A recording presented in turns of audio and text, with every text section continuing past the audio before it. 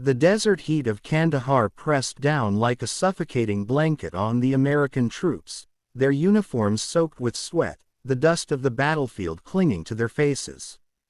It was late afternoon, and the convoy of armored vehicles had been moving through a narrow valley when the world erupted in gunfire. The Taliban had laid the perfect ambush, heavy machine guns and RPGs hidden in the rocky ridges above, cutting off both the front and rear of the convoy.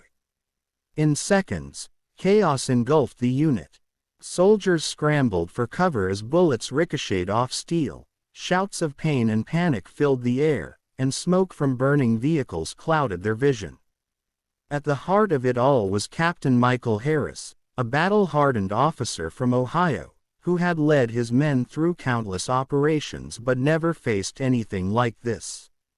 He knew in that moment that his decisions in the next few minutes would mean the difference between life and death for the 80 soldiers under his command. The ambush was designed to annihilate them, but surrender was never an option. Harris crawled to higher ground under a hail of bullets, his radio in hand, trying to call for air support, but the enemy had jammed their signals. Cut off and surrounded, fear began to creep into the men, their hearts pounding as they fired blindly into the cliffs. Harris forced himself to stay calm. He shouted over the gunfire, his voice cutting through the terror, reminding his soldiers to hold their ground, to conserve ammo, and to fire in coordinated bursts. His leadership steadied them, giving structure to the chaos. He quickly assessed the terrain. The valley was a death trap, but if they could hold a defensive line long enough, he could maneuver half his men to flank the enemy. Crawling from foxhole to foxhole, exposing himself to sniper fire, he laid out a plan, urging his men to trust him. When the first RPG slammed into the lead vehicle, Harris didn't flinch. He grabbed 2 of his best marksmen and directed them toward a ridge, pointing out muzzle flashes where the enemy's rockets were coming from. Together they unleashed a storm of precision fire, taking down the RPG teams one by one.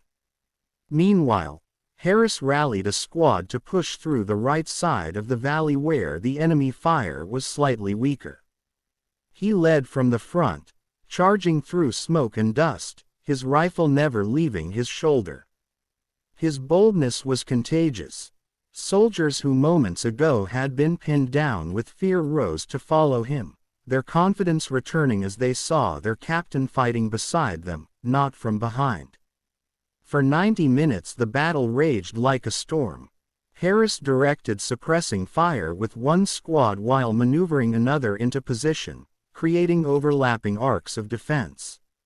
Every time the enemy tried to overrun them, Harris anticipated the move, repositioning his men like a chess master under fire. Twice he dragged wounded soldiers out of burning vehicles with his bare hands, ignoring the shrapnel wounds cutting into his arms. At one point, a Taliban fighter charged within 20 yards of their position with a suicide vest, but Harris dropped him with a single shot before he could detonate. His men watched in awe as their captain seemed to carry the entire battlefield on his shoulders. By the 40th minute, the enemy began to falter, shocked that the Americans had not collapsed under the intensity of the ambush. Harris seized the moment, ordering his flanking squad to climb the ridgeline and storm the enemy's position. The firefight reached its peak, explosions echoing across the valley as grenades and machine gun bursts lit up the cliffs. Harris personally led the assault up the rocks, every muscle in his body burning, his lungs aching, but his will unbroken. They fought, hand to hand in the dust, overpowering the enemy fighters until the ridgeline was cleared. From above, Harris signaled his men below, shifting the momentum of the battle. With the high ground finally secured, the remaining Taliban broke ranks, retreating into the mountains. Harris collapsed against a boulder, his uniform torn, blood dripping from cuts on his face, but his heart pounding with relief. Around him, his soldiers began to realize what had just happened. They were still alive, all 80 of them. Not a single man lost.